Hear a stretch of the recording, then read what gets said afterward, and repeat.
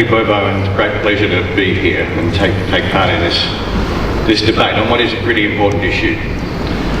So I'm arguing no, China doesn't threaten the liberal international order because you can't threaten what doesn't exist.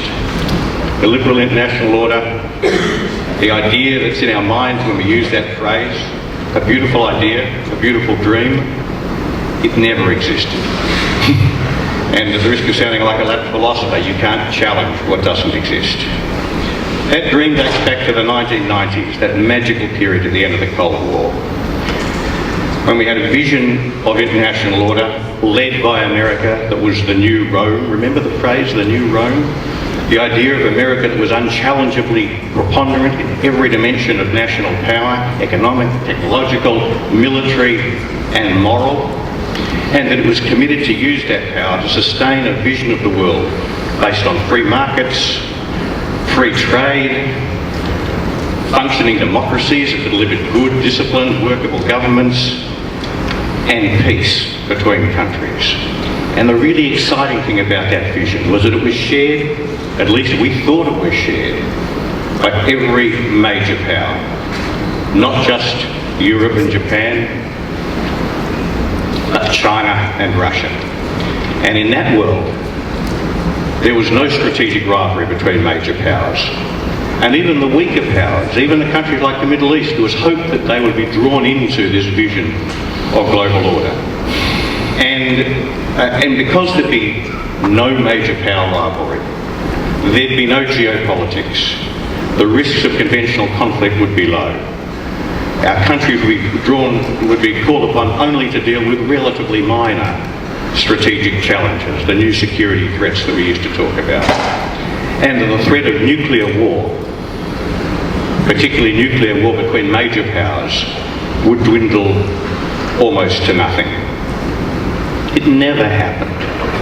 That was never a description of the world that we found ourselves in the 1990s. I wish it had been. That vision of the world was one that would have suited my country well, certainly would have suited Poland well, would have suited everybody well. But it didn't happen, because it transpired that actually America wasn't globally preponderant in every dimension of power. Just to take one, its economy, though very vigorous and very impressive, was already being steadily overtaken by a China that was achieving a phenomenon of economic growth the like the world had ever seen. And that's trend continuing.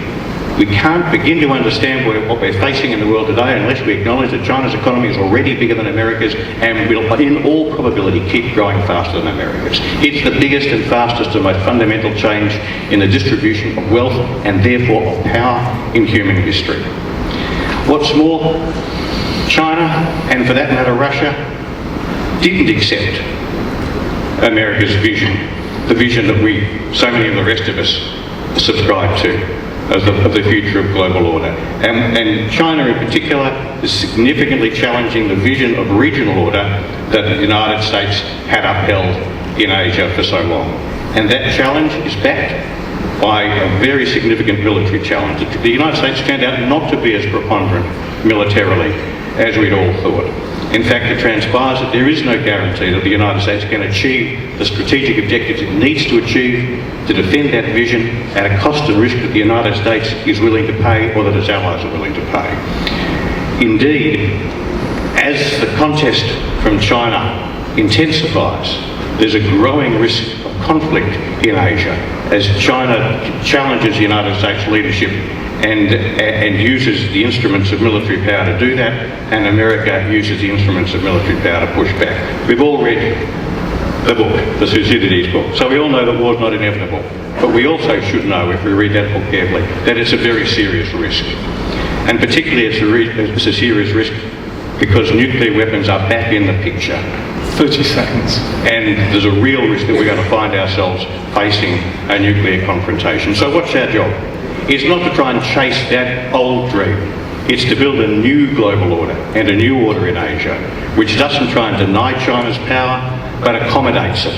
Accommodating China is going to be terribly hard, but it's going to be better than the alternative, because the alternative leads us down a very dark path indeed. Thank you. Thank you, Hugh.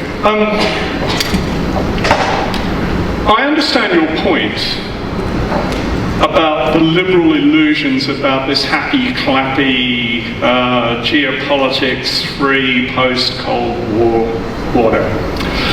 But I do wonder whether the Chinese approach,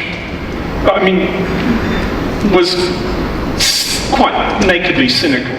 Well, maybe not transparent for a while, but has become clear now. And that essentially what's happened over the last 30 years is that China has gained the liberal world order, or what passed for the liberal world order. So, how does one respond to that? Now, you say build a new global order, but that raises a question. You build a new global order on what basis? On the basis of what values, what norms, what institutions? A really important question. So, what did China do? I think it did something perfectly natural. I don't say it's admirable. I'm not saying I'm glad they did it, but no one should be surprised that as China's power grew, it sought to restore the position in Asia which it sees itself as having had traditionally.